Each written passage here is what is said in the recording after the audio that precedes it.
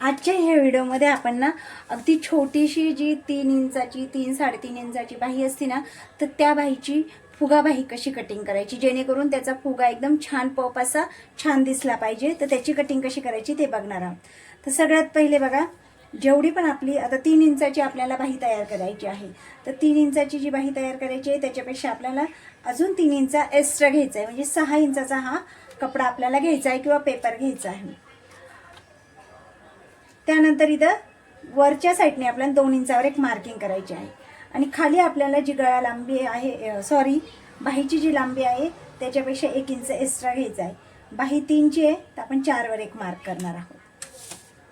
त्यानंतर रुंदीला सुद्धा आपल्याला 3.5वर एक मार्क करायचा आहे. फोल्ड आपली जी घडीची बाजू आहे ना तिकडून 3.5 इंचावर एक मार्क करायचा आहे आणि ही लाईन आपल्याला सरळ खाली आखून घ्यायची आहे. जी 2 इंचावर आपण मार्क केलं होतं ती लाईन सुद्धा आपल्याला ह्या प्रकारे सरळ आखून घ्यायची आहे. आता ही जी गळा लांबी आहे बघा 4 इंचावर. आता इथून आपल्याला खाली गळाच येतोय, बाहीची जी लांबी आहे ती आपल्याला हे बघा 4वर आपण बाहीची लांबी घेतली. त्यानंतर आपल्याला इथं दंडघेर टाकून घ्यायचा आहे. 6वर हा दंडघेर आहे आणि त्यानंतर त्याच्यामध्ये आपल्याला 1.5 इंचावर ही शिलाई मार्जिन टाकून घ्यायची आहे. आता इथून खाली आपल्याला खूप छोटीशी बाही आहे, आपल्याला 2 इंचावर एक मार्किंग करायचं आहे. ही जी आपण जी खाली बाहीची जी खोली असते ना ती आपल्याला 2 इंचावर घ्यायची आहे.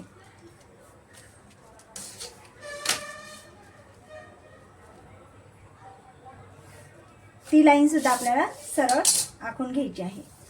त्यानंतर जेवढा पण आपला मुंडा असेल ह्या कोपऱ्यापासून आपल्याला टेप धरायचा आहे आणि त्या मुंड्यावर आपल्याला जेवढा मुंडा असेल तिथे एक मार्किंग करायची आहे.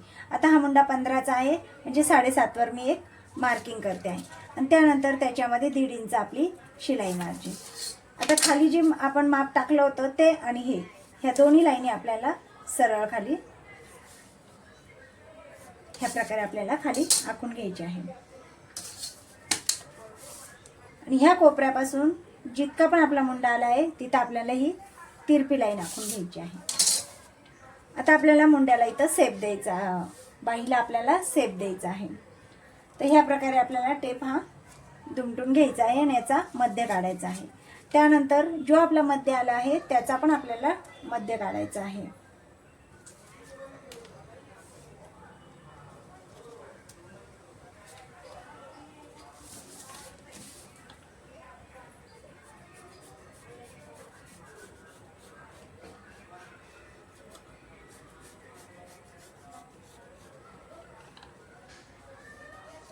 आता इथपर्यंत आपले नॉर्मल बाही ही आपली तयार झाली आहे.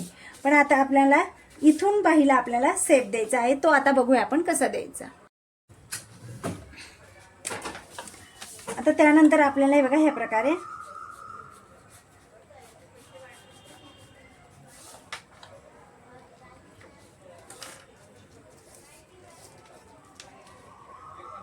इथून 1 इंच आपल्याला इथून हे करायचं आहे आणि 1 इंचावर आपल्याला बघा ह्या प्रकारे आपल्याला हा बाहीचा सेप द्यायचा आहे.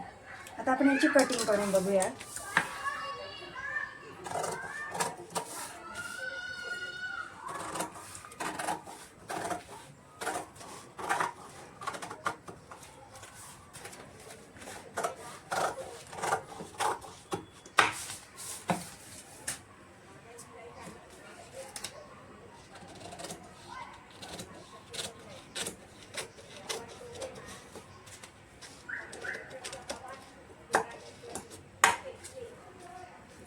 जिथून आपल्याला याला चुन्या द्यायच्या आहे तिथे आपल्याला एक कट मारून घ्यायचा आहे ह्या प्रकारे.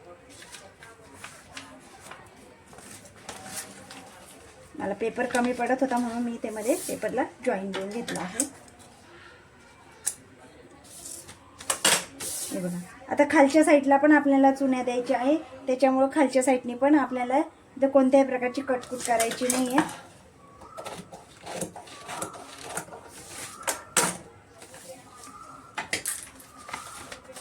या प्रकारे जर तुम्ही पफ स्लीव्स फुगाबाहीची कटिंग केली तर इथं आपला फुगा पण तयार होतो वरच्या साईडला. आणि इथं आपण ज्या चुन्या देणार आहोत त्या चुन्या पण खूप छान अशा जास्त चुन्या पडतात. आणि फक्त हे वरती एक्स्ट्रा न घेता फक्त एवढंच जर एक्स्ट्रा घेतलं तर फक्त चुन्या पडतात, त्याला फुगा येत नाही. तर फुगा येण्यासाठी आपल्याला हे 2 इंच किंवा 1.5 इंच 2.5 इंचापर्यंत पण तुम्ही हे जास्त एक्स्ट्रा घेऊ शकता. तर ह्या पद्धतीने फुगाबाईची कटिंग केल्याने फुगाबाई खूप सुंदर अशी दिसते. तर तुम्हाला व्हिडिओ आवडला असेल तर व्हिडिओला लाईक करा. चॅनलला सबस्क्राईब नसेल तर चॅनलला सबस्क्राईब करून घ्या. आणि व्हिडिओ शेवटपर्यंत बघितल्याबद्दल खूप खूप धन्यवाद.